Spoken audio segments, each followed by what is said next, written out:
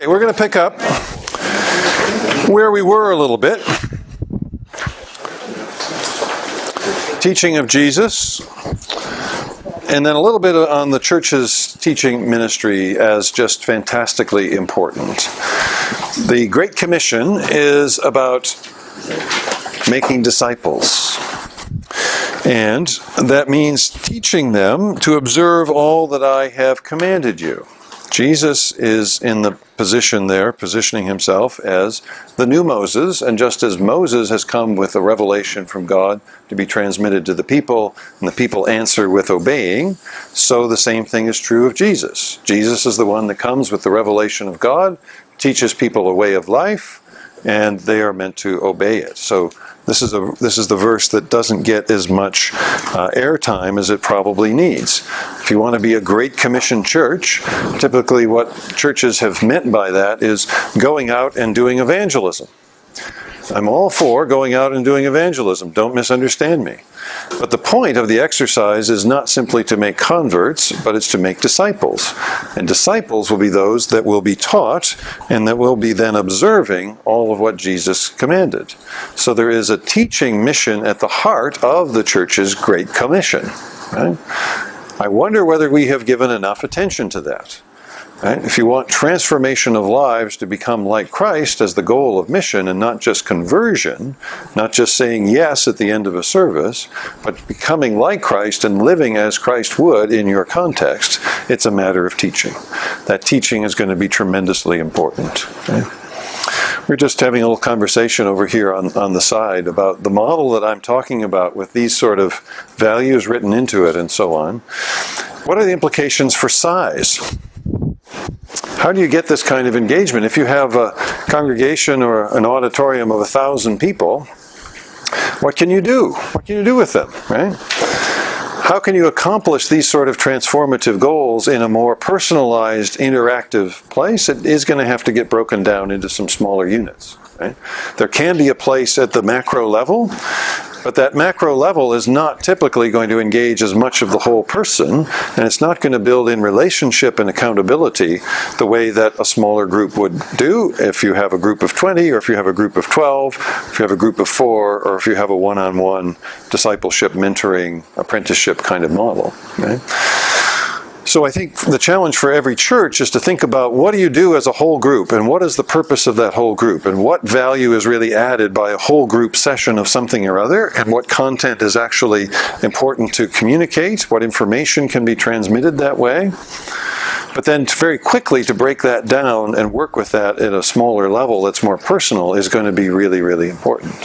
So where do you get the teachers to teach well and to engage this material and to make it personal for people is a big question, right? But if teaching is at the heart of the overall Great Commandment and the church's wider mission, then we should take very seriously the business of what is the quality of teaching that we're offering, and how are we preparing people to be teachers in this way? Well, no, good comments. You hear the pastor saying, let's scrap all the classes. I'm glad that he said that and not me.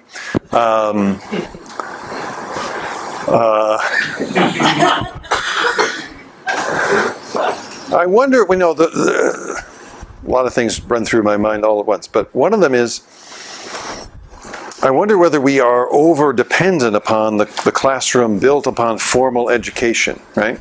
So back to formal, informal, non-formal education, right? So often in the world of the church, it seems like we copy the methods and approaches and structures of formal education, right? Because we put, in a sense, value on that. That's a prestigious form. Actually, if you think about it culturally, formal education is a very prestigious form in our culture. If you have a degree from such and such a place, ooh, that's an impressive thing, that's a good thing. That says quality, that says excellence, that says serious, right? That says important, right? And I'm a proponent of formal education. I have tons of formal education. I work for a formal education institution, right? So the point is, I'm not against any of that, right? But it has its place, it has its purpose. What I wonder about for church land is whether we so much want to imitate that which we have both inherited, that we're used to, and that carries prestige and importance for people, that we actually put more of a formal mode into the business of this discipleship making than we should.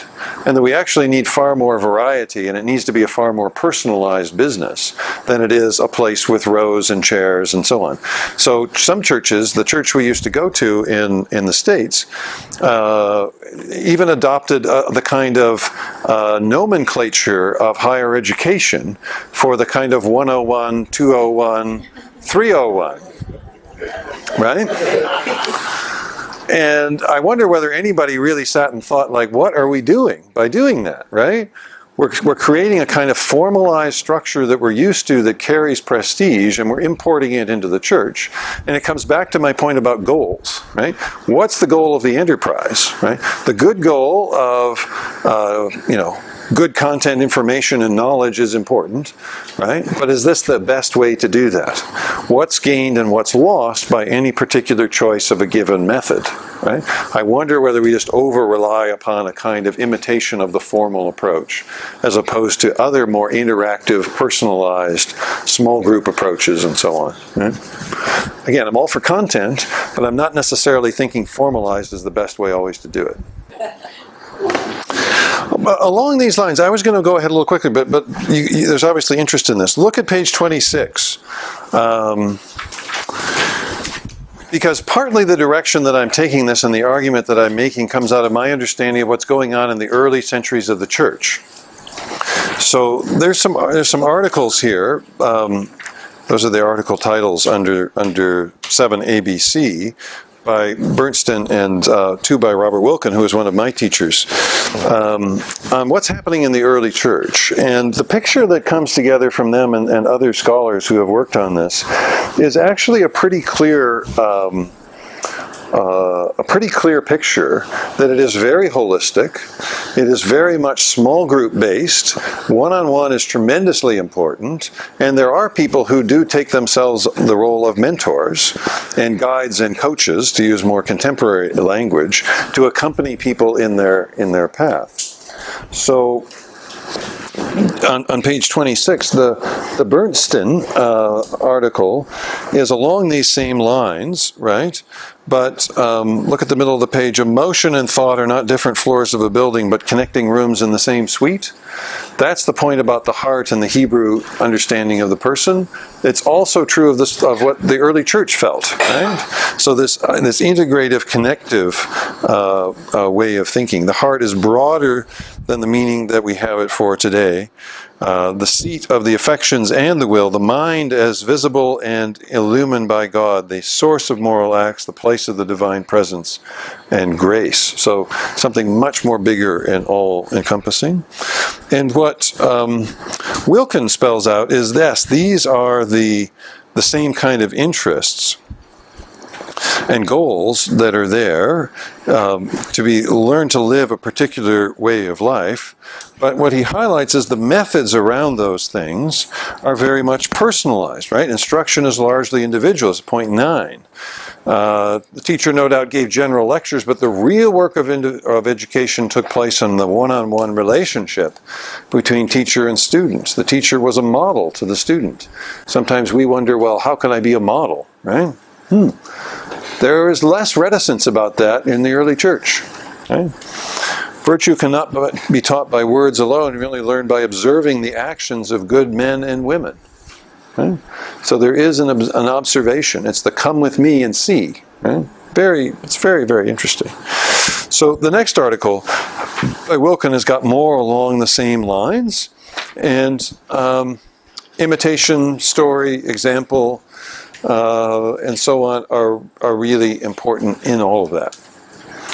So, yes, there's a place for the large group, so to speak, but there's more of a place for more personalized interaction. How do you do that? So, let me So there's sources in the Christian tradition to turn to about all of these things.